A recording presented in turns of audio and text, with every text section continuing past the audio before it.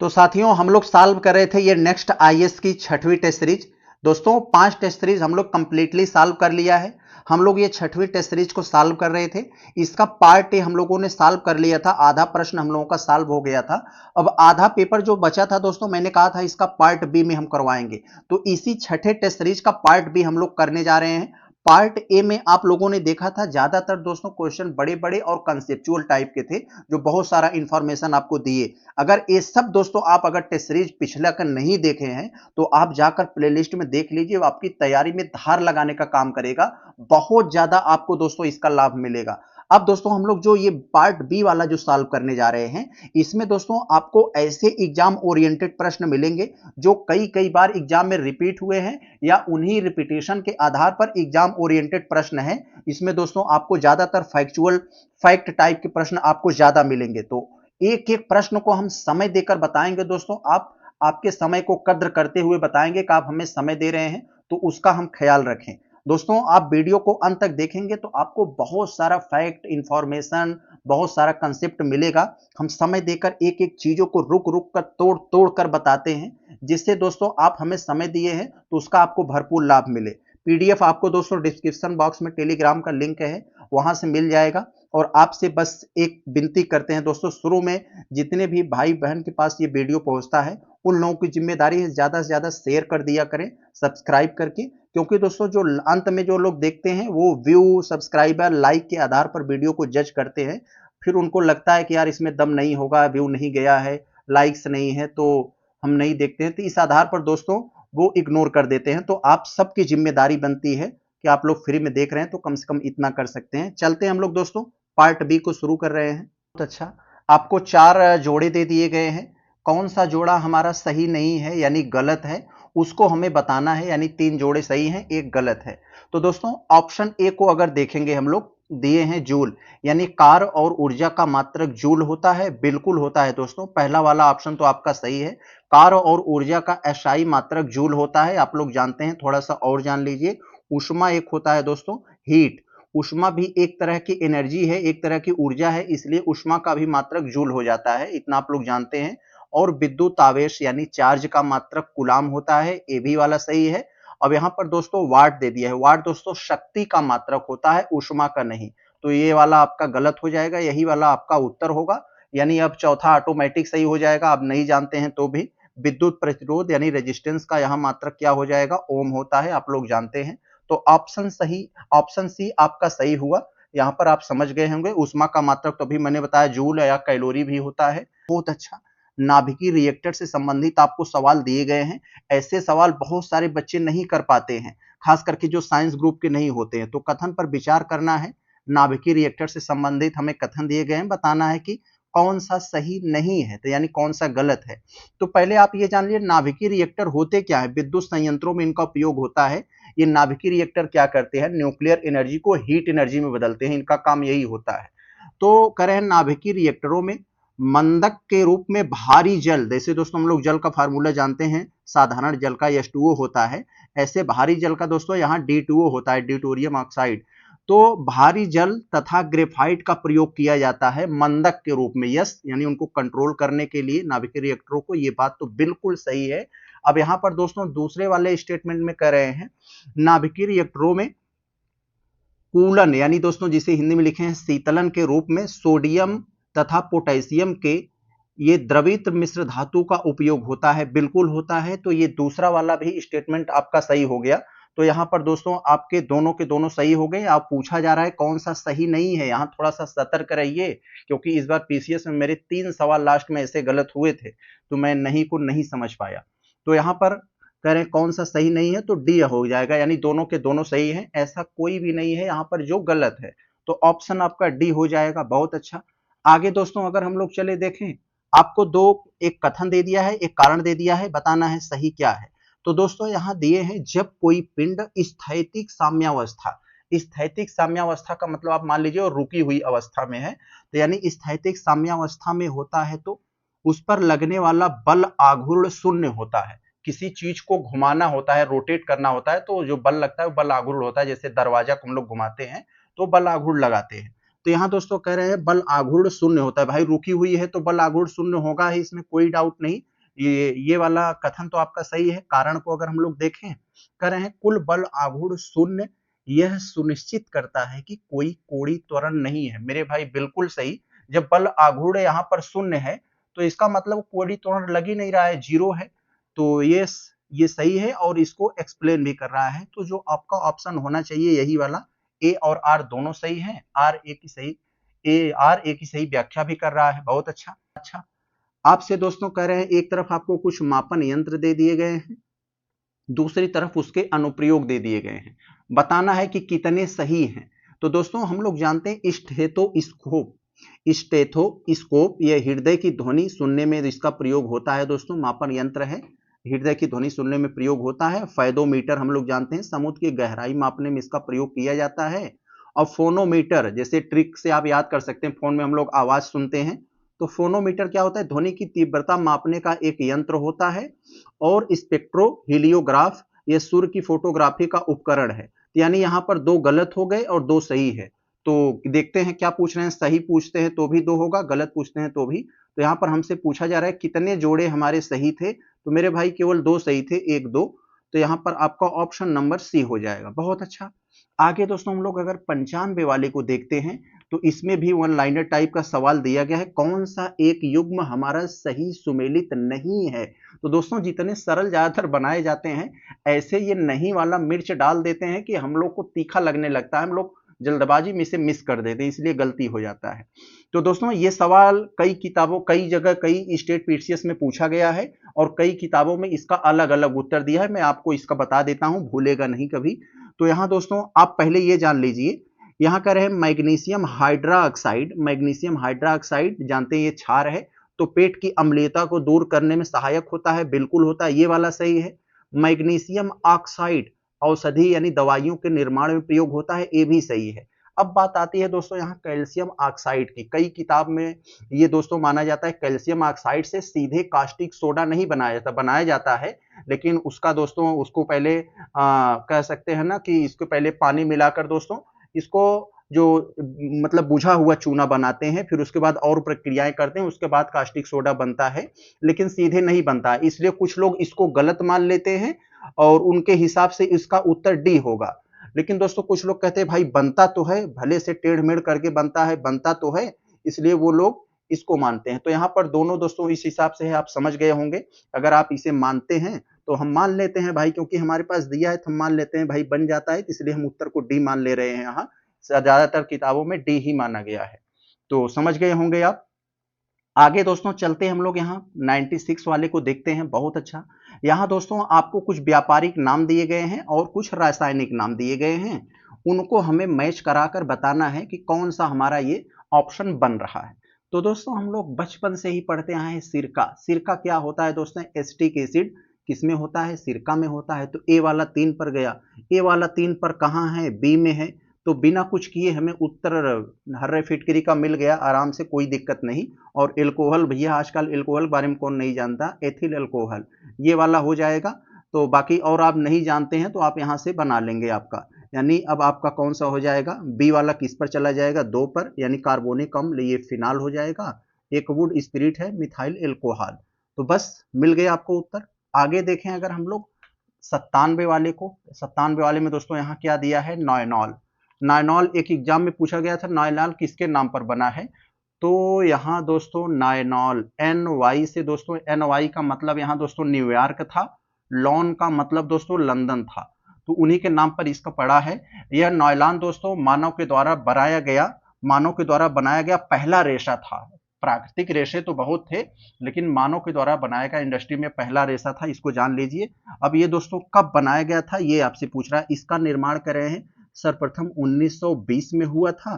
तो दोस्तों 1920 में इसका निर्माण नहीं हुआ था, यहाँ पर ये दोस्तों गलत दे दिया, 1935 में हुआ था यहाँ, तो ये गलत हो जाएगा। 1935 में इसका निर्माण हुआ था, इसलिए ये वाला तो गलत हो जाएगा। और हमसे कह भी रहे हैं कौन सा सही नहीं है, तो पहला वाला ही सही नहीं है, यानी हमें गड़बड़ मिल गया। इसका मतलब क्या हुआ, जो हम 100% क्लियर हैं हाँ यही गड़बड़ है, तो 100% यह भी क्लियर हो जाना चाहिए हाँ ये तीनों सही है। इन तीनों को पढ़ लोगे तो आपका एक एक फैक्ट तैयार हो जाएगा। यानी ये पॉलीएमाइड रेशे का उदाहरण है, यानी पॉलीएमाइड होता है जिसकी बहुलीकरण से बनाया जाता है। यह मानव के द्वारा संश्लिष्ट किया गया पहला रेशा था, जिसको मैं पहले ही बताया। इसका उपयोग मछली पकड़ने वाली जाल, पैरासूट, कपड़े, टायर इत्यादि बनाने में किया जाता है। ये तो आप जानते ही हैं। तो आपका ऑप्शन एक गलत था। इस वाले को बहुत अच्छा प्रश्न है, यहाँ से कई सारे प्रश्न पूछे गए हैं। मैं एक छोटा सा कंसेप्ट बताऊंगा, सब क्लियर हो जाएगा। यहाँ से आप देखेंगे अभी विस्फोटक पदार्थ कौन सा नहीं है, तो चारों ऑप्शन में कौन सा विस्फोटक पदार्थ नहीं है? तो दोस्तों ट्राइनाइट्रोटॉलुइन, ट्राइनाइट्रोटॉलुइन ये भी तो विस्फोटक पदार्थ है, लेकिन अभी हमें बताना है कौन सा नहीं है। ट्राइनाइट्रोग्लिसरीन ये भी विस्फोटक है। साइक्लोट्राइमेथिल ट्राइनाट्रेमीन ये भी दोस्तों एक तरह का विस्फोटक ही है। तो इसका मतलब ये तीनों विस्फोटक हैं, तो यही वाला विस्फोटक नहीं है। ट्राइनाइट्रोक्लोरोफॉर्म, तो ट्राइनाइट्रोक्लोरोफॉर्म के बारे में बड़ा प्रश्न पूछा गया है। तो सबसे पहले पूछा जाता है क्लोरोफॉर्म का सूत्र क्या होता है, यहाँ से आधा सिर्फ पूछ लेता है क्लोरोफॉर्म का सूत्र क्या है। तो दोस्तों क्लोरोफॉर्म का सूत्र होता है CHCl3। तो ये दोस्तों क्लोरोफॉर्म हो गया, ये क्लोरोफॉर्म का फार्मूला हो गया। इसी में दोस्तों एक वहां पर हाइड्रोजन जो है, हाइड्रोजन को हटाकर यहाँ पर NO2 ग्रुप जोड़ दोगे तो वो ट्राइनाइट्रोटॉलुइन हो जाए, मतलब नाइट्रोक्लोरोफॉर्म हो जाएगा। तो यहाँ पर हम लोग कह सकते हैं CCl3NO2, यानी हाइड्रोजन जगह पर हम लोग नाइट्रोजन ऑक्साइड लगा दिए, तो यही हमारा नाइट्रोक्लोरोफॉर्म हो गया। ये फार्मूला कई सारे एग्जाम में इसको पूछा है, इसलिए हमने बता दिया। तो आप समझ गए होंगे यहाँ पर ये क्लोरोफॉर्म और नाइट्रोक्लोरोफॉर्म के बारे में। और यहाँ पर दोस्तों टॉलुइन के बारे में कभी कभी इसके स्ट्रक्चर के बारे में पूछा है। टॉलुइन के बारे में आप लोग जानते हैं, एक यहाँ पे मेथिल ग्रुप में, इसमें दोस्तों आप बेंजीन ऐसे आप खूब जानते होंगे। यहाँ पर ये लगा दी, ये आपका क्या हो जाएगा, ट्राइनाइट्रो मतलब टॉलुइन हो गया। तो टॉलुइन ये हो गया, जो अभी मैं बताया ये टॉलुइन हो गया। लेकिन यहाँ ट्राइनाइट्रोटॉलुइन के बारे में कई बार पूछा गया है, तो आप एक NO2 यहाँ पर लगा दीजिए अल्टरनेट करके, एक NO2 यहाँ लगा दीजिए और एक NO2 यहाँ लगा दीजिए अल्टरनेट करके, तो आपका ट्राइनाइट्रोटॉलुइन बन जाएगा। तो टॉलुइन ट्राइनाइट्रोटॉलुइन अंतर पता चल गया आपको। क्लोरोफॉर्म नाइट्रोक्लोरोफॉर्म के बारे में जान गए आप लोग। तो ये आप कंसेप्ट कभी आपको भूलेगा नहीं, कई बार एग्जाम में पूछा गया, इसलिए मैंने इतना मेहनत करके बताया, जबकि हमारे पास लिखने का संसाधन नहीं है। फिर भी मैं कोशिश करता हूं कि आपको बता दे कि कभी भी इससे जुड़ा हुआ सवाल आए तो आपको भूलेगा नहीं, आपके दिमाग में सेट हो जाए। तो चले हम लोग देखते हैं 99 वाले में आगे देखते हैं। दोस्तों यहाँ पर आपको दिया गया है थोड़ा सा मैचिंग वाला सवाल है, हम लोग थोड़ा स्क्रीन पर इसे लाएं तो देखें। एक तरफ आपको सूक्ष्म पोषक तत्व दिया है और दूसरी तरफ उसके अभाव में होने वाला रोग या लक्षण दिया है। तो दोस्तों हम लोग खूब जानते हैं दोस्तों, यहाँ आयोडीन की कमी से घेंघाव होता है। तो ये वाला बी वाला तो आपका 3 पे चला आएगा, बी वाला 3 पे कहाँ है, तो इसका मतलब ये हमारे उत्तर नहीं हो सकते, इन्हीं दोनों में से कोई होगा।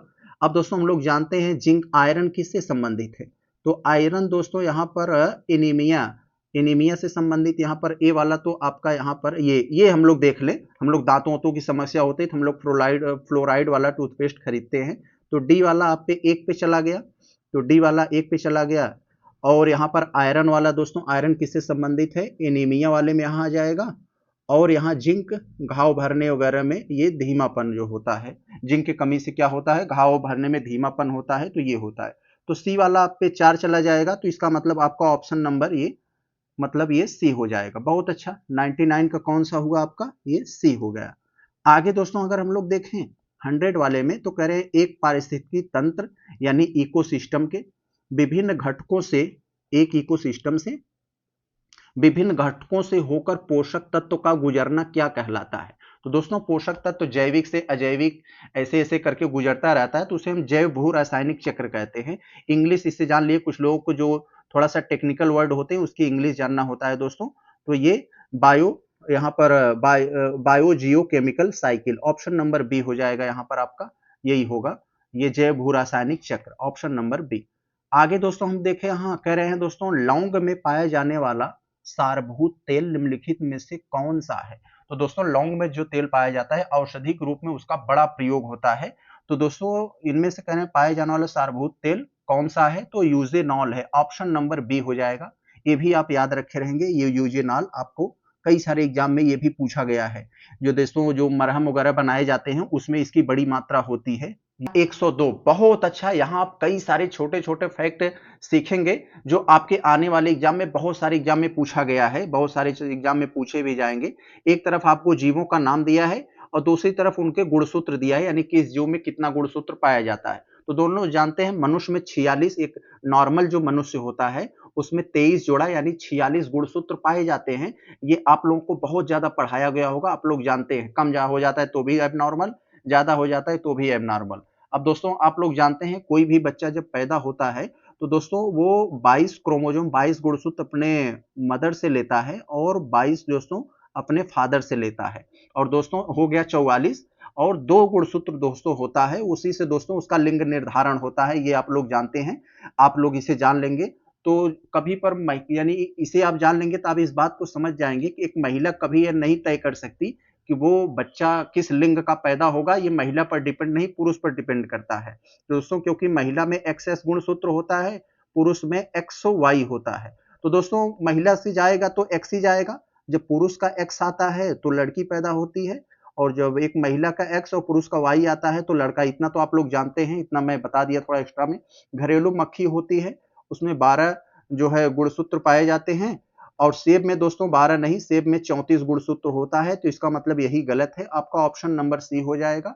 और दोस्तों यहाँ दिया है मक्का, मक्का में 20 होते हैं, तो ये 8 कहाँ होते हैं? 8 दोस्तों आप लोग देखें, फलों, सड़े गले जो फल होते हैं, सब्जी होते हैं, उन पर एक विशेष प्रकार की मक्खी होती है, लंबी सी पतली सी, वो जो होती है उसमें 8 पाए जाते हैं, सेब में 34 होता है। बहुत अच्छा, आप यहाँ कई सारे छोटे छोटे फैक्ट सीखेंगे, क्योंकि दोस्तों जोड़ों से संबंधित है, तो कई सारे जोड़े दिए गए, उन पर विचार करिए, बताइए कौन सा सही होगा। तो दोस्तों हम लोग जानते हैं नींबू में डाइबैक रोग, ये डाइबैक रोग क्या होता है नींबू में दोस्तों? ये नींबू में कॉपर की कमी के कारण होता है। ये मतलब जो नींबू की टहनियां होती हैं धीरे धीरे सूखने लगती हैं, फिर धीरे धीरे पूरा पेड़ सूख जाता है, तो ये है नींबू में डाइबैक रोग। आंवले में आंतरिक निक्रोसिस यहाँ पर दिया है दोस्तों, आंवले में आंतरिक निक्रोसिस, ये बोरान की कमी के कारण होता है, ये मैग्नीज के कारण नहीं है, तो ये बोरान की कमी के कारण होता है, तो ये आपका तो गलत हो गया। नींबू में लिटिल लीफ, नींबू में होता है दोस्तों, नींबू के पौधे में उनकी लीफ, लिटिल लीफ मतलब छोटी पत्ती, यानी उनकी पत्तियां छोटी होकर सिकुड़ने लगती हैं, हंसिया के आकार की होने लगती है, वो कॉपर की कमी के कारण होता है, ये तो सही है। मटर में मार्श रोग जो होता है दोस्तों, वो बोरान की कमी के कारण नहीं होता है, ये यहाँ पर गलत दे दिया है। ये यहाँ पर जो दिया है मैग्नीज, इसकी कमी के कारण, यानी बोरान वहां रहना चाहिए था और ये मैग्नीज यहाँ रहना चाहिए था, तो सही होता। तो यहाँ पर ये गलत हो जाएगा आपका। तो आपका 1 और 3 सही होगा आपका। यहाँ पर कौन सा सही है आपका? यहाँ पर आपसे सही पूछा जा रहा है, ये ध्यान देंगे, सही पूछा रहा है, गलत सही पूछ रहे हैं, तो आपका 1 और 3 यानी आपका ऑप्शन नंबर ए हो जाएगा, 103 का ए। आगे दोस्तों हम बढ़े, अगर 104 वाले को देखते हैं, कुछ रोगों का नाम है, फिर उसका कारण आपको दिया है, तो यहाँ रोगों के नाम है, उसके बाद कुछ कारण है। तो दोस्तों हम लोग जानते हैं रिकेट्स रोग, ये हड्डियों का रोग है जो विटामिन डी की कमी के कारण होता है, हम लोग खूब पढ़े हैं इसको, ये हो जाएगा दोस्तों। हीमोफीलिया, हीमोफीलिया क्या होता है दोस्तों? रक्त में थक्का नहीं बनता है विटामिन के की कमी के कारण, तो उसमें छोटे मोटे चोट लगने पर खून रुकता नहीं है, ये एक अनुवांशिक रोग है। तो दोस्तों हीमोफीलिया एक अनुवांशिक रोग है, यहाँ पर आ जाएगा। और ये तो ए वाला हमारा 3 पे गया, सी वाला 4 पे, तो ए वाला 3 पर, ए वाला 3 पर, सी वाला 4 पर, तो हमारा ऑप्शन नंबर ये बी हो जाएगा। तो हमें यहाँ से एलिमिनेशन से पता लगा लिए, क्योंकि बाकी के बारे में हमें कंफ्यूजन था। अब हमें पता चल गया दोस्तों, डायबिटीज जो है ये कहाँ जाएगा? हार्मोन की गड़बड़ी के कारण दोस्तों यहाँ पर ये हो जाएगा। और जो अंत में हमारा मांसपेशियों का संकुचन, ऑक्सीटोसिन, यस ऑक्सीटोसिन, ये बड़ा ही पॉपुलर हार्मोन है, कई सारे एग्जाम में पूछा जाता है। तो आगे चले, जो भैंस वगैरह को दूध निकालने के लिए इसी ऑक्सीटोसिन को लगाया जाता है। आगे चले हम लोग दोस्तों, यहाँ पर देखें तो 105 में हमसे पूछा जा रहा है, आपको कुछ यहाँ पर यहाँ क्या कह रहे हैं, एक सेकंड, आपसे पूछा जा रहा है यहाँ पर निम्नलिखित में से कौन सा आहार मनुष्य के शरीर के सर्वाधिक ऊर्जा प्रदान करता है? ये प्रश्न दोस्तों एक टेस्ट सीरीज जब मैं साइंस का करवा रहा था, दूसरी वाली, तो उसमें ये सवाल आया था। आप अगर हमारी जो सेक्शनल टेस्ट सीरीज अगर देखे होंगे, शुरू के 3 टेस्ट सीरीज दोस्तों हमारी सेक्शनल थी, हिस्ट्री, जियोग्राफी, साइंस, पॉलिटी, ये 4 टेस्ट सीरीज हमने सेक्शनल करवाया है, और 5वीं से हम ये करवाते आ रहे हैं ये वाला। तो दोस्तों उसमें मैं बताया था, ये कार्बोहाइड्रेट बड़ा ही तेजी से हमें दोस्तों ऊर्जा प्रदान करता है, वसा भी हमें बड़ी मात्रा में ऊर्जा स्टोर करके रखता है, ये भी देता है प्रोटीन। लेकिन विटामिन हमारे स्वास्थ्य के लिए बहुत जरूरी होते हैं, लेकिन ये हमें ऊर्जा प्रदान नहीं करते हैं सीधे तौर पर। तो यानी दो हमारा जिसमें होगा वो गलत हो जाएगा।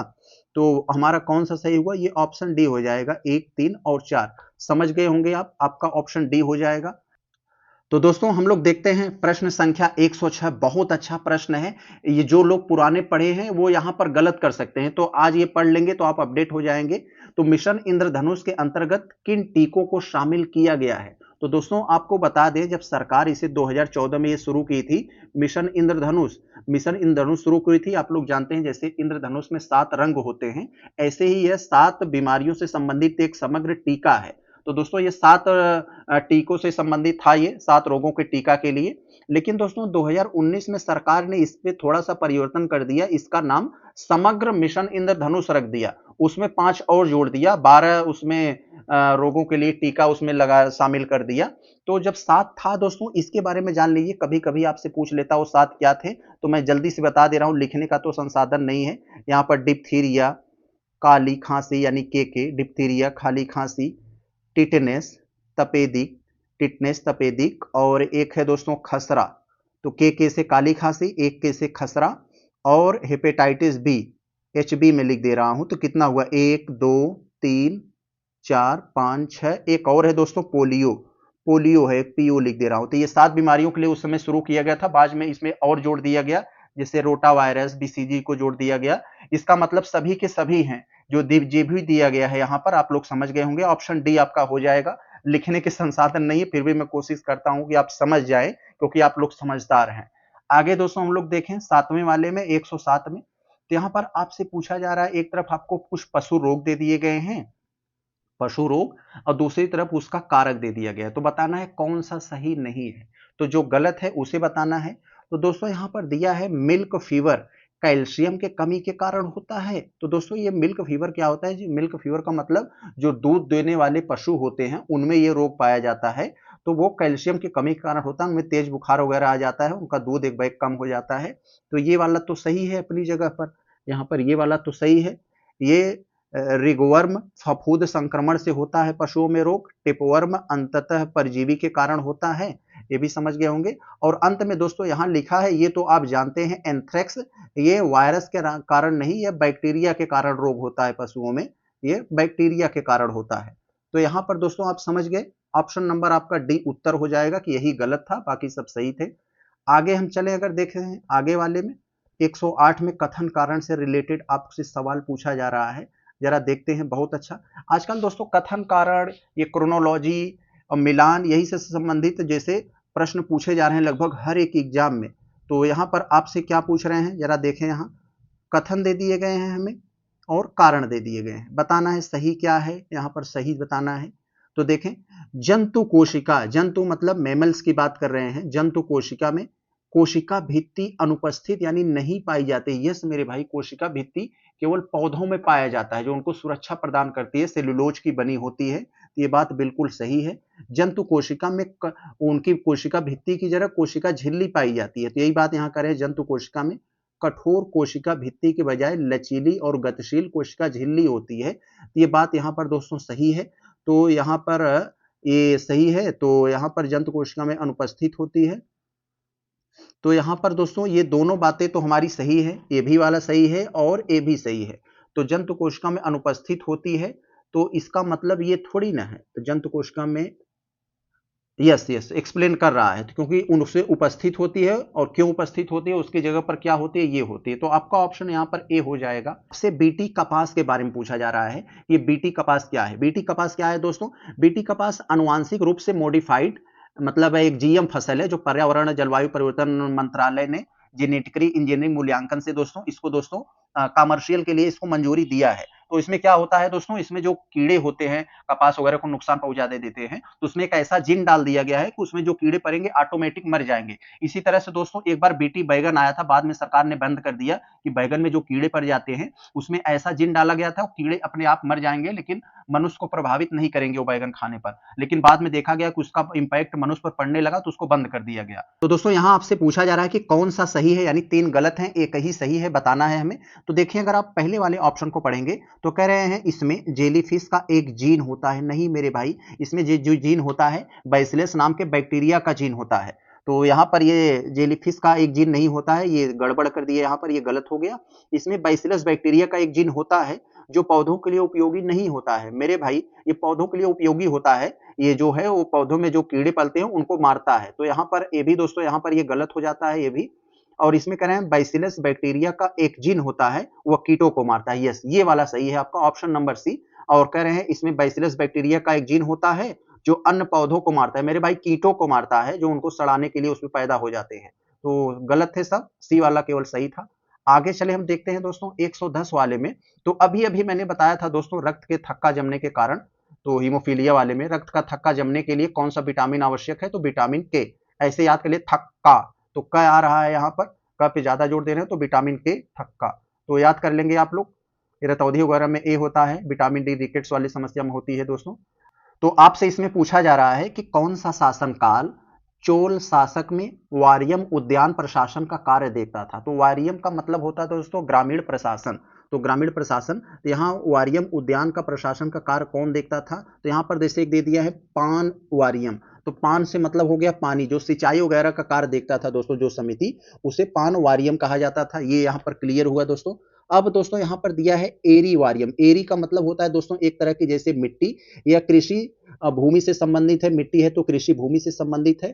थोट वारियम, थोट का मतलब होता है दोस्तों जैसे उद्यान, तो यस वारियम उद्यान प्रशासन कार्य कौन देखता था, ये थोट वारियम, ये समझ गए आप लोग दोस्तों। और यहाँ एक दिया है समोत्सर वारियम, समोत्सर वारियम का मतलब क्या होता है, समोत्सर का मतलब जैसे त्योहार हो गया, जो त्योहार वार्षिक त्योहार वगैरह जो होते थे उस मामले को जो देखती थी दोस्तों वो समिति वो है। तो समझ गए आप सब लोग, तो आपका ऑप्शन यहाँ पर सी हो जाएगा।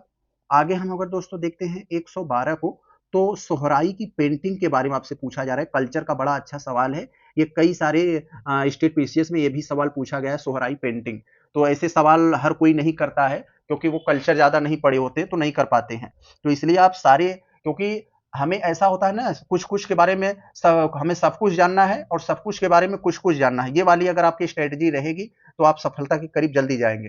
तो यहाँ पर कह रहे हैं सोहराई पेंटिंग के बारे में, यह एक स्वदेशी भित्ति कला यानी दीवार पर बनाने वाली पेंटिंग है। यस, ये बात तो सही है, यहाँ पर कोई डाउट नहीं है। यहाँ कह रहे हैं मुख्य रूप से पूर्वोत्तर की आदिवासी महिलाओं द्वारा बनाया जाता है मेरे भाई, महिलाओं आदिवासी महिलाओं द्वारा बनाया जाता है, लेकिन पूर्वोत्तर नहीं पूरब की, पूर्वोत्तर मतलब वो नॉर्थ ईस्ट की बात कर रहे हैं, लेकिन ये पूरब के जैसे बिहार झारखंड पश्चिम बंगाल उड़ीसा, वो ईस्ट में होता है दोस्तों, ईस्ट की आदिवासी महिलाओं द्वारा। तो ये आपका गलत हो जाएगा, जहां दो है वो आपका गलत हो जाएगा ये। तो स्वाभाविक सी बात है, तीसरा वाला देख लें। पेंटिंग का विषय ब्रह्मांड के प्राकृतिक तत्वों जैसे जंगल नदियों पर आधारित यानी प्राकृतिक तत्वों को दर्शाया जाता है दीवालों पर, तो ये सही है। तो 1 और 3 आपका सही हो जाएगा, 112 का आपका बी हुआ। आते हैं हम लोग अगला प्रश्न, बहुत अच्छा मिलान से संबंधित प्रश्न है। कई सारे मंदिर आपको दे दिए गए हैं और वो मंदिर किस देवता से समर्पित हैं, किस देवता को समर्पित हैं, ये आपको बताना है। तो दोस्तों आपको कुछ आता हो न आता हो, आपको ये तो जरूर आता होगा, कोणार्क सूर्य मंदिर, ये दोस्तों सूर्य देवता को संबंधित है, नाम में भी है ये सूर्य देवता को समर्पित है। इतना तो आप लोग जानते हैं ना भाई, इतना तो आप लोग जानते ही हैं। और सिंहचलम मंदिर आप लोग जानते हैं, यहाँ जो दिया है यह कहाँ है, आंध्र प्रदेश में है। तो आंध्र प्रदेश में सिंहचलम मंदिर किससे संबंधित है दोस्तों, यह जो सिंहचलम मंदिर है यह विष्णु भगवान को समर्पित है। यस, तो ये विष्णु भगवान को, भगवान विष्णु कहाँ है, ये तीसरे नंबर पर है, यानी ए वाला हमारा 3 पे जाएगा, ए वाला 3 पर, बी वाला 2 पर। तो ऐसा कहाँ है, ए 3 बी 2, यही है बी वाला। तो हमें पता चल गया, बाकी के बारे में हमें नहीं मालूम है, तो हमने उत्तर निकाल लिया। अब हम कह सकते हैं ये जो सी वाला सिंहेश्वरी मंदिर है यह भगवान विष्णु को ये भी समर्पित है, यहाँ पर 2 दे दिए थे। और ये जेश्वरी मंदिर ये देवी काली की मंदिर है, देवी काली की मंदिर, जो कि यहाँ ये है देवी काली का मंदिर, ये जो है ये शायद बांग्लादेश में है। 1 मिनट हम सर्च करके आपको बता दें, क्लियर हो जाए, कोई भी गड़बड़ी नहीं होनी चाहिए, हमारा ध्येय यही है। जेरेश्वरी मंदिर यस बांग्लादेश में ही है, ये सही मैंने बताया था। आगे दोस्तों अगर हम लोग देख लें, ये 114 का, 114 वाले में आपसे पूछा जा रहा है, यहाँ आपको भारत के सांस्कृतिक इतिहास के संदर्भ में आपको कुछ जोड़े दिए गए हैं, बताना एक सही क्या है। तो दोस्तों यहाँ पर जो नाम दिया है थोड़ा नाम पर गौर करेंगे, धम्म संगिनी, पुग्गल पनंती, कथा वास्तु, ये सब जो नाम दिए हैं बड़ा अजीब सा नाम आपको लग रहा होगा, मैं बता देता हूं आपको। आप लोग दोस्तों त्रिपिटक के नाम सुने होंगे, बौद्ध ग्रंथ है त्रिपिटक के बारे में, तो त्रिपिटक के बारे में आप लोग जानते होंगे दोस्तों, इसमें मुख्य रूप से 3 भाग हैं दोस्तों यहाँ पर, सुत्त पिटक, विनय पिटक, अभिधम्म पिटक।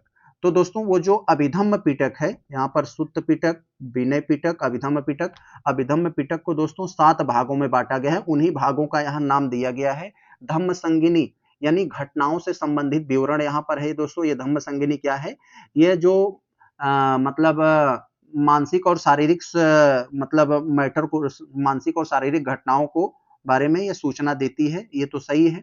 और पुग्गल पनंती, ये पुग्गल पनंती यहाँ पर क्या है दोस्तों, यह व्यक्तियों के गुणों के अनुसार को, व्यक्ति के जो गुण है उसके बारे में बताती है, यानी व्यक्तिगत विवरण के बारे में बताता है। और यहाँ पर दोस्तों ये जो कथावत्सु दे दिया है यहाँ पर, ये क्या है, ये दोस्तों बताता है कि मतलब जो डिबेट होती थी, डिबेट के बीच जो कंट्रोवर्सियां होती थी उसके संबंध में। तो यहाँ पर संबंधों की पुस्तक नहीं है, ये डिबेट से संबंधित है, तो ये वाला आपका गड़बड़ हो जाएगा। 1-2 आपका केवल सही हुआ। तो देखते हैं क्या पूछा जा रहा है आपसे। तो आपसे पूछा जा रहा है सही कौन सा है, तो मेरे भाई सही कौन सा है यहाँ पर, तो 1 और 2 हो जाएगा, ऑप्शन नंबर ए हो जाना चाहिए यहाँ पर। बहुत अच्छा। 15 वाले को अगर हम लोग देखें तो यहाँ पर आपसे क्या पूछा जा रहा है दोस्तों, एक अच्छा सवाल है, कथनों पर विचार करना है, कौन सा सही नहीं है ये बताना है। तो देखें कौन सा सही नहीं है। अग्निकुल के राजपूतों का सर्वाधिक प्रसिद्ध वंश प्रतिहार वंश था। बिल्कुल दोस्तों, प्रतिहार वंश के बारे में खूब पढ़े होंगे आप लोग। गुर्जर प्रतिहार वंश का संस्थापक नागभट्ट प्रथम को माना जाता है, तो ये बात भी बिल्कुल सही है दोस्तों। ये नागभट्ट प्रथम जो गुर्जर प्रतिहार वंश के संस्थापक माने जाते हैं।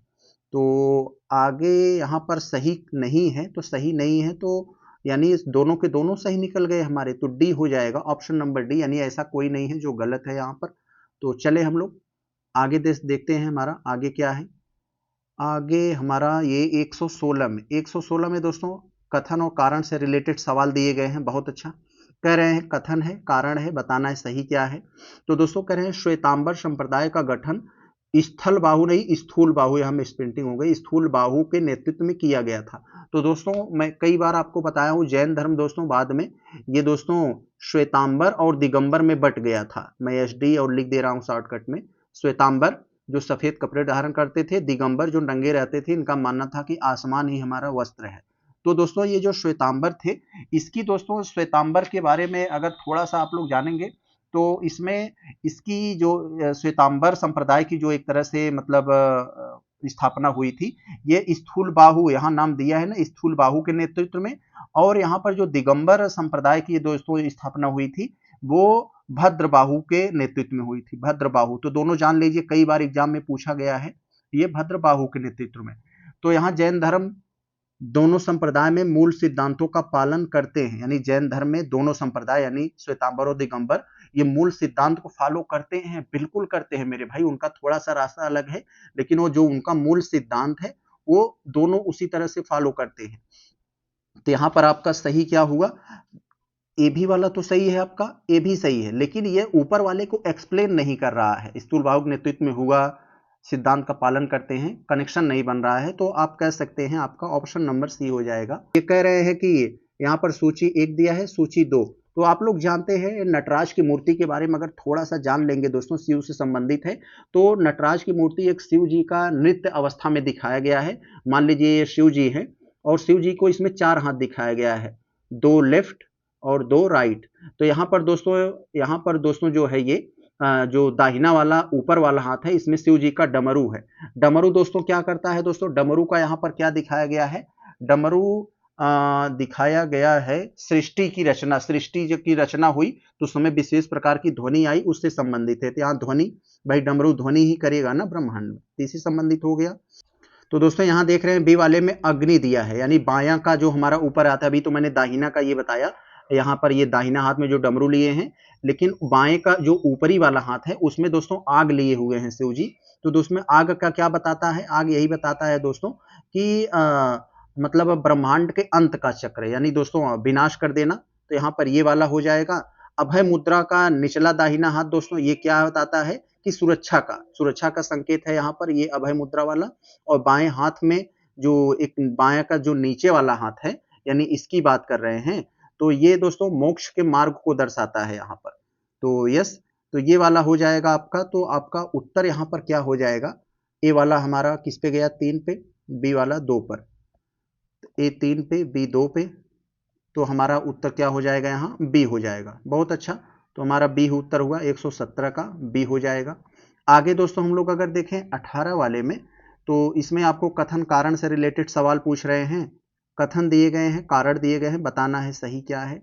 बाबर की आत्मकथा बाबरनामा एक महत्वपूर्ण ऐतिहासिक स्रोत है। बिल्कुल है मेरे भाई, बहुत सारा वो ऐतिहासिक इंफॉर्मेशन देती है, ये तो सही हुआ, कोई डाउट नहीं है।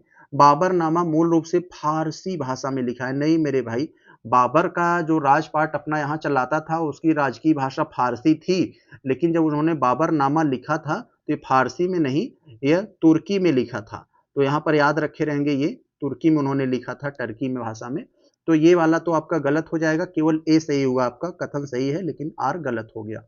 आगे दोस्तों हम लोग 19 वाला अगर देखें तो कह रहे हैं वही आपको 4 जोड़े दिए गए हैं, कौन सा जोड़ा हमारा सही नहीं है यानी एक गलत है उसे बताना है।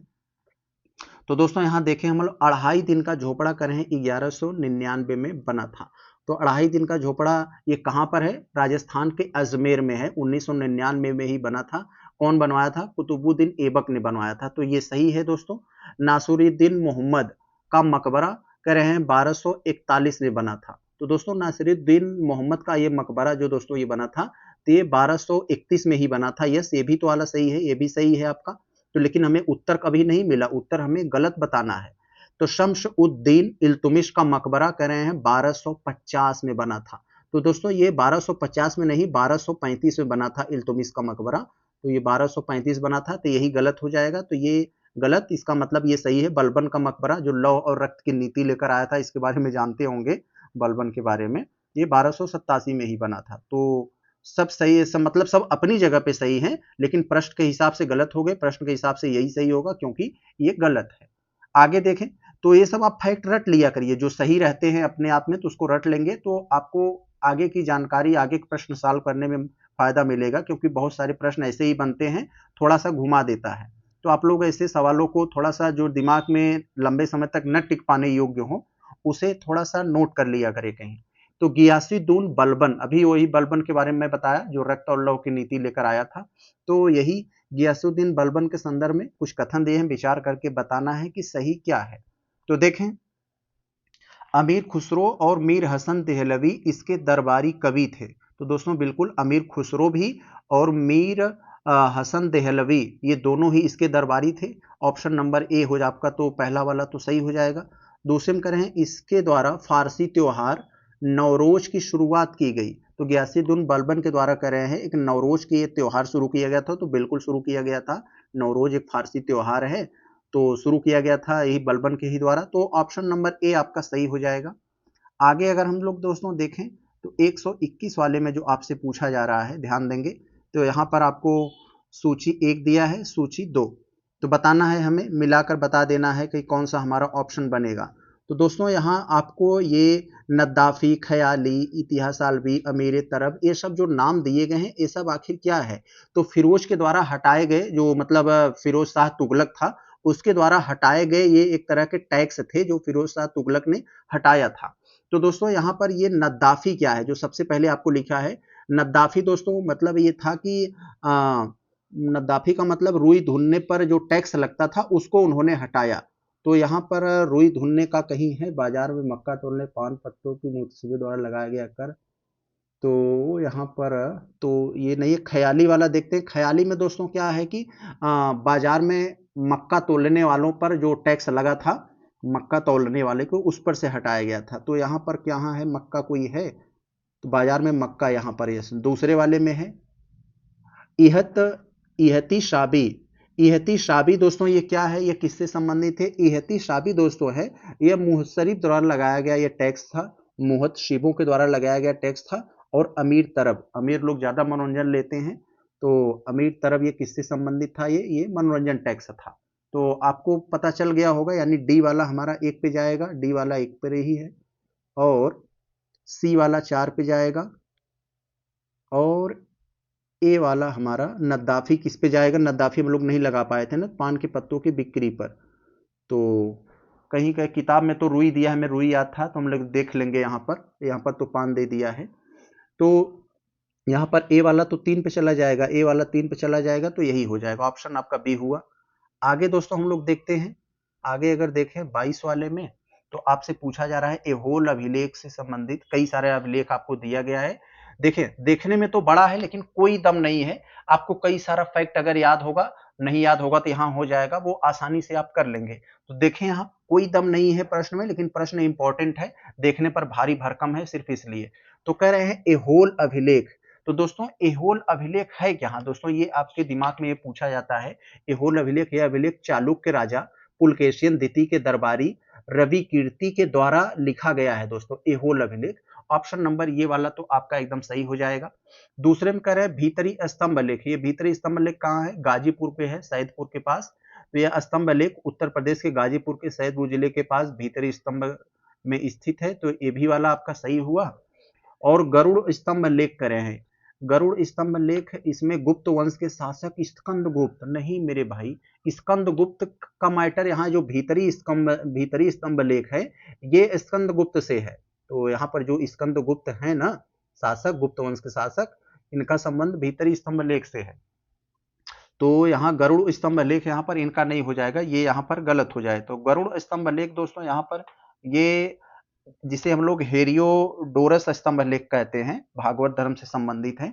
तो यहाँ पर तीसरा वाला तो हमारा गलत हो जाएगा, ये गलत हुआ। बोगज कोई अभिलेख दोस्तों, ये वैदिक देवी देवताओं से संबंधित था, ये वाला तो आपका सही है। तो आपका 1 2 4 सही हो जाएगा, केवल आपका 3 गड़बड़। जहां जहां 3 था अगर हम लोग उसको हटा दें तो भी आपका उत्तर आसानी से मिल जाएगा, क्योंकि 3 वाले यहाँ हम लोग जानते हैं भीतरी स्तंभ लेख तो स्तंभगुप्त से संबंधित है, तो ये कहाँ से हो जाएगा? तो आपका बी सही हुआ। आगे दोस्तों हम लोग चल रहे, अगर देखते हैं अगर हम लोग, ये 23 वाला छूटा जा रहा है, इसको देखते हैं। कौन सी संवैधानिक न्यायालय का अद्वितीय शक्तियां कहलाती है? यानी कौन सी संवैधानिक न्यायालयों की अद्वितीय यानी यूनिक शक्तियां कहलाती हैं? तो दोस्तों देखें, पहला दिया है विधायी एवं कार्यकारी कार्यों की न्यायिक समीक्षा। तो यस, ये तो है, कोई डाउट नहीं है यहाँ पर। ये है अनुच्छेद 32 के तहत सुप्रीम कोर्ट, अनुच्छेद 226 के तहत हाई कोर्ट विशेषाधिकार रिट जारी करने का अधिकार देती हैं, बिल्कुल करती हैं। बंदी प्रत्यक्षीकरण, परमादेश, प्रतिषेध, उत्प्रेषण और अधिकार परीक्षा, सही है। असंवैधानिक विधानों को रद्द करने की शक्ति जो होती है, स्वाभाविक सी बात है, जो भी कानून असंवैधानिक होंगे उसे रद्द कर देगी सुप्रीम कोर्ट, ये भी सही है। मौलिक अधिकारों को सीधे लागू करने की क्षमता है, बिल्कुल है। तो यहाँ 4 के चारों सही हुए 123 में। तो हमारा कह रहे हैं सही उत्तर क्या है? तो सही दोस्तों यही हो सकता है, ऑप्शन डी हो जाएगा। इससे आगे क्या हो सकता है? Option D. सल्तनत काल में और मुगल काल में कुछ भूमियों का जो होता था नाम अलग अलग होता था, तो उन्हीं का नाम दिया गया है। कौन सी भूमि का काम क्या होता था, को किस लिए प्रयोग की जाती थी, ये आपको यहाँ पर बताना है।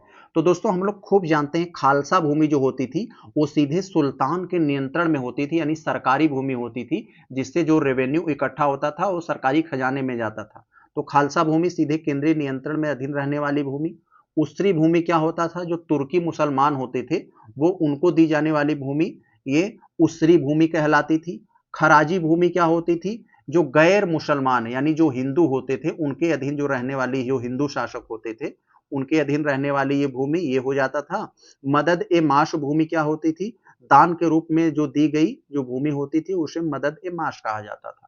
तो इसका मतलब सही क्या है, गिन कर हमें बताना है ना, कितने युग्म सही है, मिलाना थोड़ी ना है। तो एक सही है, दो सही है, तो यानी केवल 2 सही है, ऑप्शन नंबर डी हो जाएगा। और ये क्यों गलत थे मैंने मिलाकर बता दिया कि ये यहां होने चाहिए थे।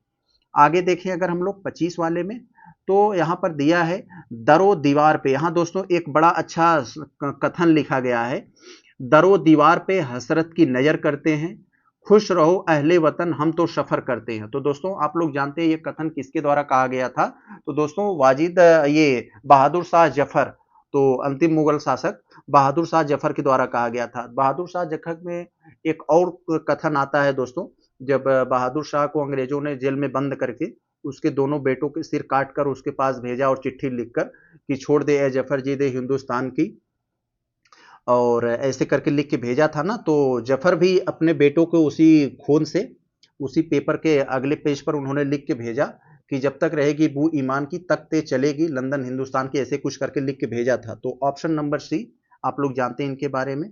तो यहाँ पर 126 में जो हमसे पूछा जा रहा है वायसराय लॉर्ड इरविन के बारे में, वायसराय लॉर्ड इरविन और ब्रिटिश पीएम रैमजे मैकडोनाल्ड के समक्ष गांधी जी ने 11 सूत्री यानी 11 मांगों को रखा था, उसमें से कौन सी मांगे शामिल थी?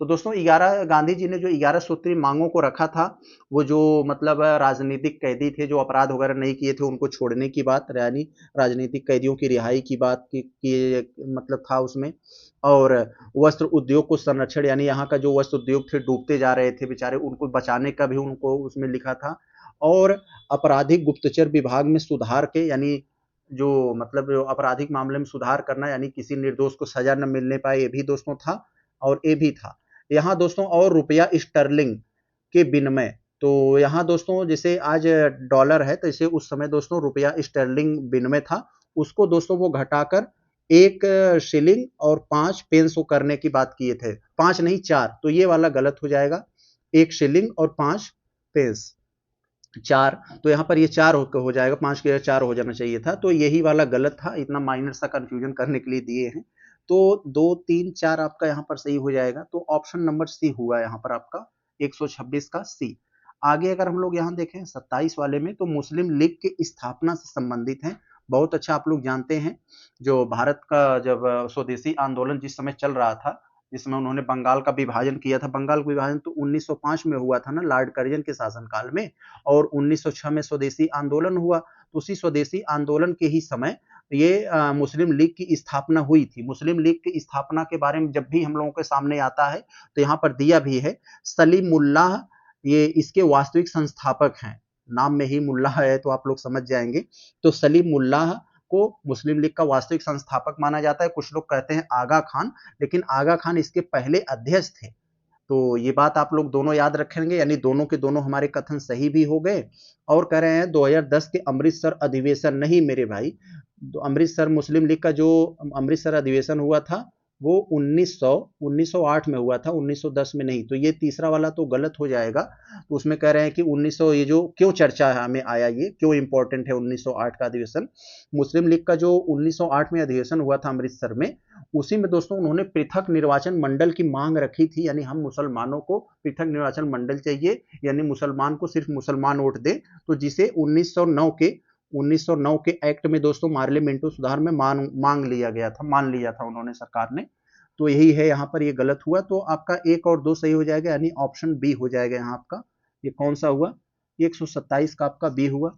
आगे चले हम लोग देखते हैं अगर 128 में, तो कह रहे हैं कि तीसरा गोलमेज सम्मेलन के बारे में बात कर रहे हैं, तीसरे गोलमेज सम्मेलन के बारे में कौन सा कथन हमारा सही नहीं है ये बात कर रहे हैं यहाँ पर, देखिए हम लोग कह रहे हैं इसकी अध्यक्षता ब्रिटिश रामसे मैकडोनाल्ड के द्वारा की गई थी, तो बिल्कुल किया गया था, ये तो सही है, लेकिन हमें गलत बताना है, तो ढूंढते हैं हम लोग वही गलत कौन है। भारतीय राष्ट्रीय कांग्रेस के द्वारा इस सम्मेलन का बहिष्कार किया गया था, यस, केवल दूसरे में गए थे गांधी जी, कांग्रेस ने दूसरे में शामिल हुआ था, पहले और तीसरे में नहीं, और सब में केवल बी आर अम्बेडकर गए थे, और कई लोग गए थे, लेकिन जो महत्वपूर्ण चर्चा है, ये सवाल आता है कि ऐसा कौन से नेता थे तो जो सभी अधिवेशन में पहुंचे थे, तो बी आर अम्बेडकर। तो इस सम्मेलन के आधार पर 1935 का भारत शासन अधिनियम बना था, तो बिल्कुल ये भी सही है, ये भी, इसका मतलब जब शुरू के 3 सही है तो ये डी वाला गलत होगा। अब बात आती है कि क्यों गलत हुआ, इसका कह रहे हैं इसका आयोजन 17 अगस्त 1932 को किया गया था, मेरे भाई 1932 में तो हुआ था, ये बात ठीक है, लेकिन यहाँ पर जो आपको दे दिया है 17 अगस्त, ये कंफ्यूजन क्रिएट करने वाला है, ये गलत है, वो नवंबर दिसंबर, तो 17 नवंबर से 24 दिसंबर तक लगभग 1 महीने चला था, तो ये नवंबर दिसंबर में हुआ था, ये नवंबर दिसंबर में लिख दे रहा हूं यहाँ, तो याद कर लेंगे आप, तो डी वाला हो जाएगा, गड़बड़ यही है।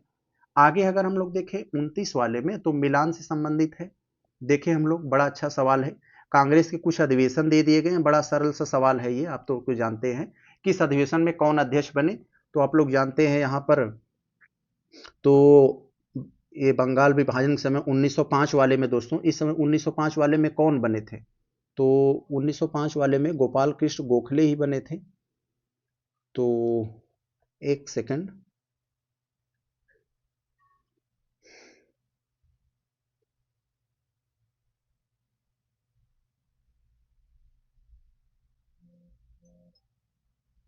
तो दोस्तों जो यहाँ पर दिया है वर्ष 1905 का अधिवेशन की अध्यक्षता को कौन किया था, तो भाई गोपाल कृष्ण गोखले। यस, कहाँ पर हुआ था दोस्तों, ये भी जान लीजिए, ये हुआ था, ये बनारस में हुआ था।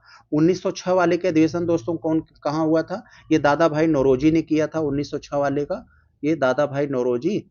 और 1907 वाले का कब हुआ था, ये रासबिहारी घोष ने किया था इसका, जिसमें कांग्रेस का विभाजन हुआ था नरम दल गरम दल में, आप लोग जानते हैं। 1909 में ये मदन मोहन मालवीय, एक यही बचे हैं, तो यही हो जाएगा यहाँ पर। तो पृथक निर्वाचन मंडल जो आया था, उन्होंने जमकर विरोध किया था मदन मोहन मालवीय जी ने। तो यहाँ पर आपका जो कौन सा हो जाएगा, डी का तो 1 हुआ, और ए वाला का तो 2 पे गया, ए वाला 2 पे चला जाएगा हमारा, बी वाला 3 पे, या सी वाला हमारा बनेगा ऑप्शन। आगे हमें 130 वाले को देखें अगर, तो अस्थाई बंदोबस्त से संबंधित है। अस्थाई बंदोबस्त कौन लेकर आया था, लॉर्ड कॉर्नवालिस लेकर आया था। कब लेकर आया था, 1793 में लेकर आया था। तो आप लोग इसके बारे में जानते हैं, तो और इनके बारे में पहले से ही इंफॉर्मेशन बता दें तो आपको ऑप्शन को समझने में आसानी रहेगी। 93 में लेकर आया था, इसी को सूर्यास्त का नियम कहा जाता है, कि यानी सूर्य जिस दिन उनको रेवेन्यू जमा करना रहता है जमींदारों को, सूर्य डूबने से पहले वो लेकर चले आए, नहीं तो जमींदारी दूसरे को दे देंगे, इतना कड़ा था। और पहले क्या था कि जैसे जितना रेवेन्यू इकट्ठा होता था उसका 11 भाग किया जाता था। 11 भाग में 10 भाग जमींदार लेता था, 1 भाग सरकार लेती थी। लेकिन ये उल्टा कर दिया, इन्होंने क्या काम किया कि 10 भाग 11 में से 10 भाग सरकार लेगी, और 11 में से 1 भाग जमींदार लेगा। तो इन्होंने उल्टा कर दिया था, तो ये भी आएगा, तो आप समझ लेना। तो यहाँ पर कह रहे हैं इस व्यवस्था को टॉमस मुनरो, नहीं मेरे भाई, टॉमस मुनरो तो रैयतवाड़ी व्यवस्था लाया था ना, और मैकेंजी तो महलवाड़ी लाया था, और ये अस्थाई बंदोबस्त कौन लाया था, ये कॉर्नवालिस लाया था। तो आप समझ गए होंगे ये गलत हो गया है आपका। कह रहे हैं इस व्यवस्था के अंतर्गत 10/11 भाग जमींदारों के लिए नियत किया गया। भाई पहले था, लेकिन अस्थाई बंदोबस्त में 10 बटे भाग का कॉर्नवालिस दे देगा जमींदारों को, वो 1/11 भाग दिया था और 10/11 भाग अपने पास रखा था, तो ये भी गलत हो जाएगा आपका। आपसे देखें क्या पूछ रहे हैं, गलत या सही। अगले मुद्दे पर, अगले पेज पर चलते हैं, आप इसे पढ़ लेंगे, आपको काम देगा ये। क्या कह रहे हैं यहाँ, दोनों हमारे गलत हुए, तो कह रहे हैं सही कौन सा है। तो सही मेरे भाई हमारा कोई नहीं है, दोनों गड़बड़ हो गए, ऑप्शन डी हो जाएगा हमारा, 130 का डी। आगे हम 31 वाले को देख लें अगर, तो यहाँ पर आपसे पूछा जा रहा है कथनों पर विचार कीजिए, बताइए सही कौन सा है। तो हाली प्रथा, हाली प्रथा क्या होता है दोस्तों, बिना मजदूरी का, मतलब बंधुआ मजदूरी। बंधुआ मजदूरी क्या होता है कि जिसे बिना पैसे का मजदूरी कराया जाना। तो हाली प्रथा मतलब एक उच्च जातियों के द्वारा छोटी जातियों को अपने नियंत्रण में रखकर उनसे बिना पैसे की मजदूरी करवाया जाता था। तो यही है, एक प्रथा थी, बन गई थी कि भाई छोटी जाति हमारे काम करने के लिए बने हैं, ऐसी प्रथा थी ये। हाली प्रथा में किसानों को उनकी वास्तविक आर्थिक स्थिति का ध्यान रखे बिना टैक्स चुकाना पड़ता था। यस, टैक्स भी देना पड़ता था। तो दोनों सही हैं, 31 वाले में आपका जो है दोनों के दोनों सही हो जाएंगे। यहाँ दोस्तों वैकोम सत्याग्रह से संबंधित है। केरल में दोस्तों मंदिर प्रवेश को लेकर दोस्तों सत्याग्रह हुआ था। ऊंची जाति के लोग और छोटी जाति वालों को मंदिर में नहीं जाने दे रहे थे, तो उसको लेकर आंदोलन हुआ था। इसका उद्देश्य क्या था कि छुआछूत और जातिगत भेदभाव के खिलाफ विरोध था। ये कब हुआ था दोस्तों, ये एक सेकंड हम आपको स्थान बता दें, क्योंकि एक बार ये पूछा गया है, तो थोड़ा सा कंफ्यूजन है, आपको हम बता दे रहे हैं कि आखिर ये कब हुआ था। तो 1924-25 के आसपास दोस्तों ये वैकोम सत्याग्रह हुआ था। एक सामाजिक सुधार आंदोलन एक तरह का था, केरल के कोट्टायम में हुआ था ये। आगे देख ले हम 33 वाले में। तो 33 वाले में दोस्तों पूछा जा रहा है आपसे, कथन पर विचार करेंगे हम लोग। विचार करने के बाद बताना है कि सही क्या है।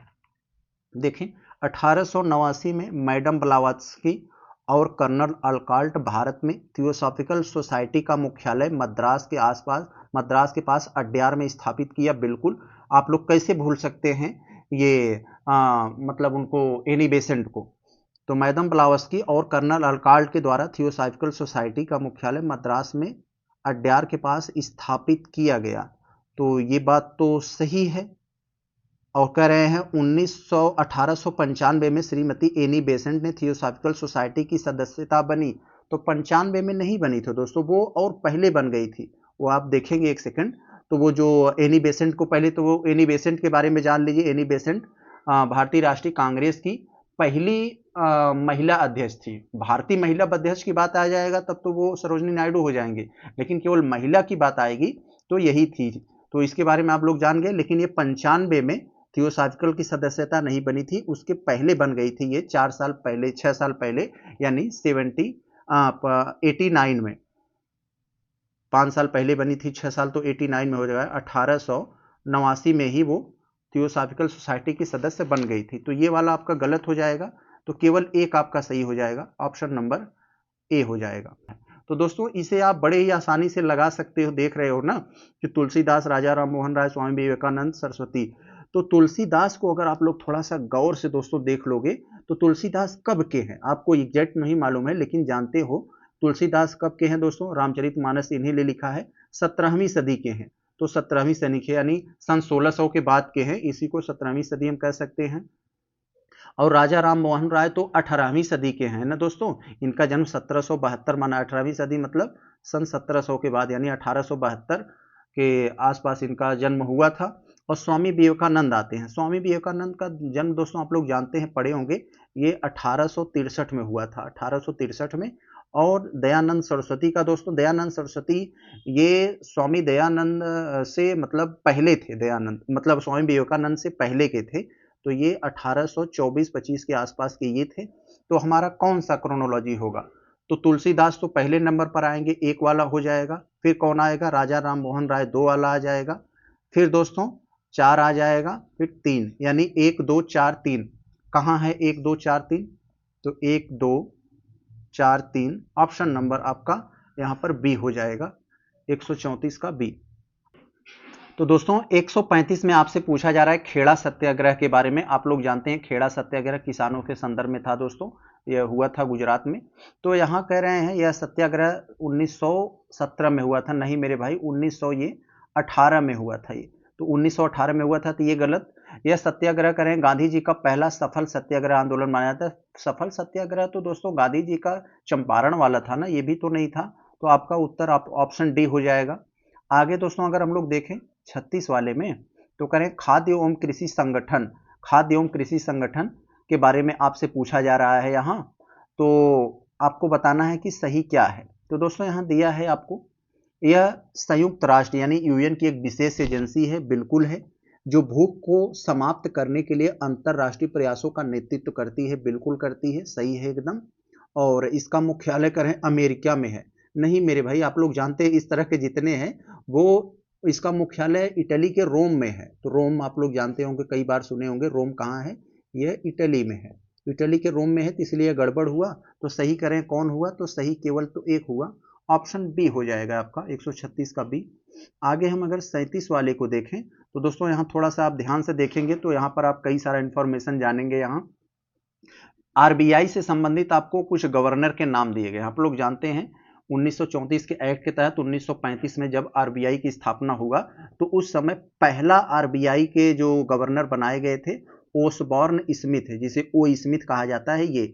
ये आरबीआई के पहले गवर्नर बने थे, अंग्रेज थे। और जब देश आज़ाद होने वाला था दोस्तों उस समय, तो पहला भारतीय जो बने थे, पहले भारतीय गवर्नर जो बने थे वो सीडी देशमुख बने थे। 1944-45 के आसपास ये बने थे दोस्तों। तो ये 2 हमारा सबसे पहले आएगा और फिर 3 आ जाए, क्योंकि ये सब उसके बाद में है। तो 2-3 पहले कहाँ है, तो 2-3 यहाँ है, हमें पता लग गया। 2 के बारे में जानकारी भले से ना हो, ये हमें मिल गया। अब शक्ति दास को दास तो इतना तो जानते हैं, ये सबसे अभी हाल ही में थे, ये इनके बारे में अभी आप लोगों ने सुना होगा। तो ऑप्शन सी आपका बन जाएगा, हमने बना लिया। तो ऐसे आप भी थोड़ा सा बनाए रखेंगे, ऐसे याद रखे रहेंगे। तो ये भारत के पहले भारतीय गवर्नर सीडी देशमुख और पहले गवर्नर वो ओ स्मिथ। आगे चले हम लोग देखते हैं अगर 38 वाले में, तो जिसमें आपसे पूछा जा रहा है दोस्तों जीडीपी के बारे में। बहुत अच्छा सा सवाल है जीडीपी के बारे में। आप लोग जीडीपी के बारे में जानते हैं, लेकिन यह सकल राष्ट्रीय उत्पाद यानी जीएनपी से संबंधित पूछ रहे हैं। तो जीएनपी पर विचार करके बताना है कि सही क्या है। तो जीएनपी के जानने के लिए आपको जीडीपी को जानना होता है। जीडीपी क्या होता है दोस्तों, यह घरेलू सीमा के भीतर एक वित्तीय वर्ष में, वित्तीय वर्ष का मतलब 1 अप्रैल से 31 मार्च तक, यानी एक वित्तीय वर्ष में घरेलू सीमा के भीतर उत्पादित किए गए सभी वस्तुओं और सेवाओं का मूल्य जो होता है, अंतिम मूल्य होता है, वही जीडीपी होता है। तो दोस्तों जीडीपी से जीएनपी कैसे होता है? क्योंकि बहुत सारे विदेशी यहाँ पर दोस्तों उत्पादन कर रहे हैं, उनको निकाल दीजिए और हमारे बहुत सारे इंडियन विदेशों में जाकर उत्पादन कर रहे हैं, उनको जोड़ लीजिए। तो यानी यहाँ विदेशियों का निकाल कर अपने इंडियंस का जोड़ लीजिए, जो आएगा उसे सकल राष्ट्रीय उत्पाद कहा जाता है। तो सकल राष्ट्रीय उत्पाद समझ गए आप लोग दोस्तों। यहाँ पर जीएनपी घरेलू स्तर पर उत्पादित सभी वस्तुओं और सेवाओं का मूल्य शामिल है, जिसमें विदेशी शुद्ध आय शामिल है। बिल्कुल है, सही हो गया आपका। जीएनपी की गणना विदेश से शुद्ध कारक आय के विचार पर किए बिना की जाती है। नहीं मेरे भाई, उस पर विचार किया जाता है, तो ये आपका गलत हो जाएगा। बाजार मूल्यों पर जीएनपी का उपयोग निवेश, सरकारी व्यय, शुद्ध निर्यात, विदेश शुद्ध कारक योग पर है। तो यस, तो आपका यहाँ पर 1 और 3 सही हो जाना चाहिए। 138 का आपका जो होगा दोस्तों, ये सी वाला हो जाएगा, 1 और 3 सही हो जाएगा। समझ गए आप लोग दोस्तों। यहाँ पर दोस्तों एक आता है एनएनपी, एक आ जाता है ना, तो जब टूट फूट को निकाल देते हैं तो नेट शुरुआत में जुड़ जाता है। तो उसको भी आप अगर पढ़े होंगे तो समझ गए होंगे। यहाँ पर टाइम तो नहीं है फिलहाल, हिंट दे दिए आपको। तो आगे यहाँ पर 39 में दोस्तों कहा जा रहा है, जो कौन सा जोड़ा हमारा सही नहीं है। तो आरबीआई अधिनियम 1934 के तहत बना था, अभी अभी मैंने जस्ट चर्चा किया था 1934 का अधिनियम से 1935 में इसे बनाया गया था। तो सरकारी प्रतिभूति विनिमय अधिनियम, सरकारी प्रतिभूति विनिमय अधिनियम दोस्तों ये 2007 से था, ये भी सही है। और बैंकिंग विनिमय अधिनियम 1949, ये भी सही है। तो इसका मतलब 3 सही हो गए, चौथा गलत है। तो दोस्तों यहाँ जो डी वाले में दिया है, विदेशी मुद्रा प्रबंधन अधिनियम 2000 में नहीं 1999 में दोस्तों ये आया था। तो 1999 में विदेशी मुद्रा प्रबंधन अधिनियम, तो इसका मतलब गलत यही था, यही आपका ऑप्शन हो जाएगा डी। आगे चले हम 140 वाले को अगर देखें, तो यहाँ आपसे पूछा जा रहा है, बड़ा अच्छा सवाल है 140 का।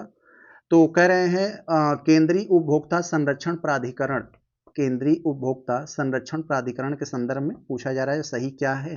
तो देखें, इसने उपभोक्ता संरक्षण अधिनियम 1986 का स्थान लिया, तो बिल्कुल लिया, ये सही है दोस्तों। केंद्रीय उपभोक्ता संरक्षण अधिनियम आखिर बनाया कब गया था ये भी जान लीजिए। 2000 उपभोक्ता संरक्षण अधिनियम 2019 के तहत दोस्तों इसकी स्थापना हुई थी।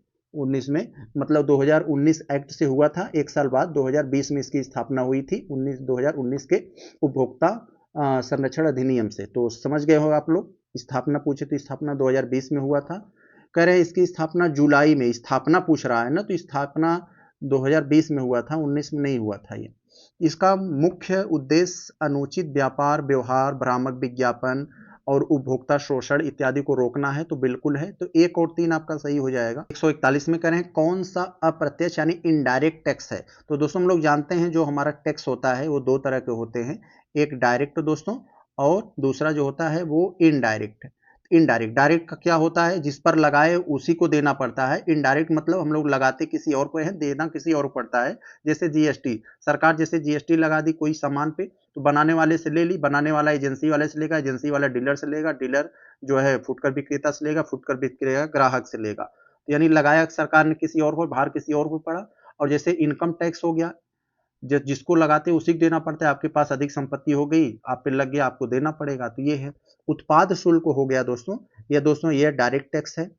आयकर यानी इनकम टैक्स हो गया ना, तो भाई मतलब उत्पाद शुल्क इनडायरेक्ट है, डायरेक्ट थोड़ी नहीं, ये इनडायरेक्ट है, डायरेक्ट ये है। और निगमी कर यानी कारपोरेट टैक्स, ये भी डायरेक्ट है। मतलब ये 2 और 2 तो प्रत्यक्ष कर है यानी डायरेक्ट टैक्स। और यहाँ अप्रत्यक्ष पूछा गया, अप्रत्यक्ष 1 और 4 है केवल, टोल टैक्स और उत्पाद शुल्क। तो 1 और 4 कहीं है हमारे ऑप्शन में, यानी गिन कर बताना है तो 2 हो जाएगा।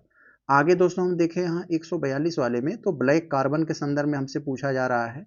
ब्लैक कार्बन, ब्लैक कार्बन हम लोग जानते हैं जब कोई ईंधन या फ्यूल ठीक से नहीं जल पाता है तो दोस्तों उस धुआं छोड़ती है, वो ब्लैक कार्बन होता है। तो आप लोग जानते हैं इसके बारे में। यह लकड़ी और जीवाश्म ईंधन के पूर्ण दहन से बनता है मेरे भाई, पूर्ण नहीं अपूर्ण दहन से बनता है। इसलिए इंजन वगैरह की चेकअप होती है कि वो ईंधन ठीक से जला रहा है कि नहीं, प्रदूषण तो नहीं फैला रहा है। तो ये वाला तो आपका गलत हो गया।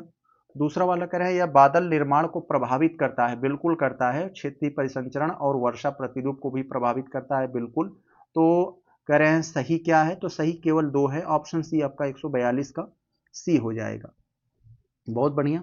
आगे हम अगर देखें 143 वाले को, तो global framework on chemicals end fund के बारे में पूछा जा रहा है इसमें, तो बताना है सही क्या है। तो कह रहे हैं कि यह रसायन प्रबंधन पर दूसरा 2023 अंतर्राष्ट्रीय सम्मेलन दौरान स्थापित किया गया था। तो दोस्तों रसायन प्रबंधन 2023 में जो हुआ था वो दूसरा नहीं पांचवा हुआ था, तो ये गलत हो जाएगा यहाँ रसायन प्रबंधन। तो ये और यहाँ पर कह रहे हैं यह रसायनों से होने वाले नुकसान को कम करता है, तो ये बिल्कुल कम करता है, तो ये गलत हुआ आपका, दूसरा सही है। तो आपका ऑप्शन जो होना चाहिए वो केवल 2 हो जाएगा, 43 का आपका सी हुआ। आगे दोस्तों हम लोग देखें अगर 44 का रेडियोधर्मी प्रदूषण के बारे में दिया है, तो रेडियोधर्मी प्रदूषण के संदर्भ में बताना है सही क्या है। यह मानव कोशिकाओं के अंदर कैंसर जैसी घातक बीमारी को जन्म देती है, बिल्कुल देती है। पशुओं में आनुवांशिक परिवर्तन को बढ़ावा देता है, बिल्कुल। तो आपका ऑप्शन यहाँ पर दोस्तों जो होना चाहिए ये सी हो जाएगा, 144 का सी हुआ। आगे हम अगर देखें 145 वाले में जो आपसे पूछा जा रहा है यहाँ कि विचार कर लेना है हमें कथन पर, बताना है सही क्या है। चिल्का झील एशिया की दूसरी सबसे बड़े खारे पानी की लैगून झील है।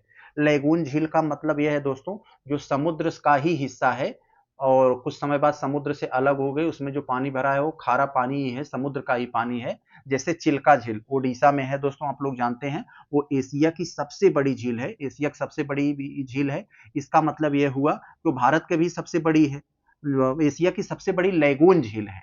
और एशिया की सबसे बड़ी लैगून झील, लैगून झील का मतलब आप समझ गए, इसका मतलब भारत की भी सबसे बड़ी लैगून झील हो गई।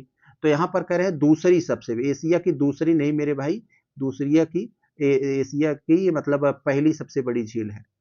तो यहाँ पर एक आप तो गलत हो जाएगा। और पुलिकट लैगून, पुलिकट लैगून भारत की दूसरी सबसे बड़ी खारे पानी की झील है। यस, भारत की जो पुलिकट झील है भारत की दूसरी सबसे बड़ी झील है। और चिल्का तो पहली हो गई, जब एशिया में पहली है तो भारत में भी होगी। तो आपका 45 का जो होना चाहिए दोस्तों सही पूछा जा रहा है यहाँ पर। देखिए पूछ क्या रहे हैं, सही पूछ रहे हैं, तो सही हमारा ये सी हो जाएगा। तो आप लोग समझ गए, यहाँ सी हो जाएगा आपका। ये सी नहीं है दोस्तों, पहला वाला तो गड़बड़ कर दिए थे ना, तो दूसरा नहीं पहला था, तो ये 2 हो जाएगा। आगे देखें अगर 46 में, तो यहाँ दोस्तों आपको कुछ प्रपात दे दिए गए हैं, जलप्रपात, बताना है कि कौन सा हमारा सही है। तो जरा देखें हम लोग इनको, क्या भाई ये कहना चाह रहे हैं। एक तरफ जलप्रपात, दूसरी तरफ किस नदी पर बनाया गया है। तो दोस्तों हम लोग खूब जानते हैं धुआंधार, कपिल धारा, दुग्ध धारा, ये सब दोस्तों नर्मदा नदी पर बनाए गए हैं, खूब एग्जाम में पूछे जाते हैं दबा के। शिव समुद्रम जलप्रपात दोस्तों ये कावेरी नदी पर कर्नाटक में है। और यहाँ पर गौतम धारा या जोन्हा, तो ये झारखंड में है रारू नदी पर। और बाद में एक हमारा बचता है हुंडरू जलप्रपात, तो ये झारखंड में स्वर्ण रेखा नदी पर बनाया गया है। स्वर्ण रेखा नदी के बालू कण में कहा जाता है सोने कण मिलते थे पहले, इसलिए उसका नाम स्वर्ण रखा गया है। तो ए वाला हमारा 2 पे चला जाएगा, ए वाला 2 पर, बी वाला 3 पर, सी वाला 4 और ए वाला डी। आगे देखें हम लोग 47 में, तो यहाँ पर भी हमें मिलान से संबंधित दिया गया, एक तरफ हमें अभ्यारण्य दिए हैं, दूसरी तरफ राज्य, कौन सा अभ्यारण्य किस राज्य में है। तो कूनो राष्ट्रीय उद्यान हम लोग खूब जानते हैं भाई, मध्य प्रदेश के श्योरपुर में है, ये जानते हैं। और एक तो हम लोग किस, और हमारा जो हम जिसके और कंफर्म हो, काराकोरम हम लोग जानते हैं, नाम से ही लग रहा है। लद्दाख, जास्कर, काराकोरम, ये सब हम पहाड़ियां पढ़े हैं ना, तो इसके नाम से ही लग गया भाई ये लद्दाख में होंगे। अब यहाँ पर दोस्तों और बोर्डोबाइम बिलमुख पंछी अभ्यारण्य, नाम से ही यहाँ पर आपको लग रहा है ये आपको कहाँ जाएंगे, ये असम में है। यस, ये असम में है, नाम से ही थोड़ा सा अलग चूचा टाइप का नाम रहता है चाइना फ्लेवर का, तो नॉर्थ ईस्ट में आप समझ लीजिए करिए वही है। और बाद में एक आपका यहाँ है ये बारन व पारा वन्यजीव अभ्यारण्य, ये कहाँ है, छत्तीसगढ़ में है। तो हमारा कौन सा बनेगा भाई, ऑप्शन तो वहाँ है, हमें देखना पड़ेगा। ए वाला 2 पर, बी वाला 3 पर, सी वाला 4 पर। तो यहाँ पर आपका ये हो जाएगा ऑप्शन नंबर सी। 48 को अगर हम लोग यहाँ पर देख ले अगर, तो यहाँ पर थोड़ा ध्यान देंगे, स्वामित्व योजना के बारे में क्या है, मालिकाना हक दिलाने वाला एक संपत्ति कार्ड से संबंधित था दोस्तों, आप लोग इसके बारे में जानते हैं ये। तो स्वामित्व योजना के बारे में कुछ आपको यहाँ कथन दिए गए हैं, पढ़ के हमें बताना है कि कौन सा हमारा यहाँ ऑप्शन सही होगा। तो देखने में बड़ा है लेकिन कोई यहाँ पर बहुत ज़्यादा नहीं है, सब फैक्ट हैं जो आप याद कर लेंगे तो आपको यहाँ पर काम देगा। तो दोस्तों ये सरकार ये कब लेकर आई थी दोस्तों स्वामित्व योजना को, स्वामित्व योजना को सरकार 2020 में लेकर आई थी, 2020 में लेकर आई थी संपत्ति कार्ड के रूप में। तो कह रहे हैं 2022 नहीं 2020 होगा, तो ये गलत हो गया आपका, तो एक गलत हो गया। इसका मुख्य उद्देश्य गांव में रहने वाले लोगों को संपत्तियों की कानूनी अधिकार देना, बिल्कुल सही है। यह सामाजिक न्याय और अधिकारिता मंत्रालय के एक केंद्रीय क्षेत्र की योजना है। तो नहीं मेरे भाई, सामाजिक न्याय तो नहीं है, हमें लगता है ये दोस्तों, ये पंचायती राज का मामला है ये। तो ये पंचायती राज के वाले से मामले से संबंधित है, यहाँ पर ये गलत हो जाएगा आपका। और यह योजना बैंक ऋण के माध्यम से संस्थागत ऋण तक लोगों तक पहुंच को सुगम बनाने के साथ साथ संपत्ति से जुड़े विवादों को कम करती है, यानी संपत्ति का मालिकाना हक दिलाती है। तो ये सही हो जाएगा, यानी 2 और 4 आपके सही हुए। तो आप कह सकते हो कौन सा आपका सही हो जाएगा यहाँ, यानी केवल 2 हमारा सही हुआ। तो केवल 2 सही हुआ, तो हमारा केवल 2 कहाँ है, डी वाले में है, लगता है छुप गया है, यहाँ छुपा हुआ है, डी हो जाएगा। बहुत अच्छा।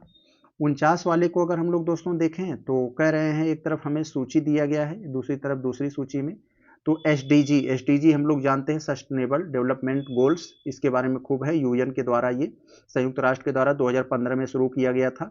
कुल 17 सतत विकास लक्ष्य तय किए गए थे। मुख्य रूप से कहा गया था कि 2030 तक हमें इसे प्राप्त करना है। तो लक्ष्य 2030 तक इन 17 को प्राप्त करने का लक्ष्य रखा गया था। तो पहला दोस्तों गरीबी उन्मूलन से संबंधित था, तो एसडीजी 1। दूसरा क्या था कि गरीबी खत्म कर देंगे। दूसरा था गरीबी खत्म हो जाएगी, भूखमरी खत्म हो जाएगी। तीसरा था दोस्तों किससे संबंधित था, तीसरा गरीब भूखमरी खत्म हो जाएगी तो लोग स्वस्थ हो जाएंगे, तीसरा स्वस्थ से संबंधित था। जब लोग स्वच्छ हो जाएंगे तो चौथा किससे संबंधित था, शिक्षा से संबंधित था। और छठवां पांचवां तो जब लोग शिक्षित हो जाएंगे तो लैंगिक समानता की बात करेंगे। पांचवां तो इससे संबंधित हो गया। छठवां ये स्वच्छ ऊर्जा से, और ये 11वां धारणी शहर से संबंधित था, सस्टेनेबल सिटी से संबंधित था। तो आपका सब सीधे सीधे मिले हुए, ऑप्शन नंबर आपका ए हो जाएगा। आगे चलते हम लोग दोस्तों देख लेते हैं अब हमारा लास्ट वाला प्रश्न क्या है। बहुत अच्छा। पर्यावरण थिंक टैंक जर्मन वाच के जलवायु जोखिम सूचकांक 2025 में भारत को कौन सा स्थान मिला था, तो 2025 में भारत को ये 6वां स्थान मिला था। तो दोस्तों आज हमारी ये जो 6वीं टेस्ट सीरीज थी, हमने पार्ट बी के रूप में इसे अच्छे से कंप्लीट कर लिया है।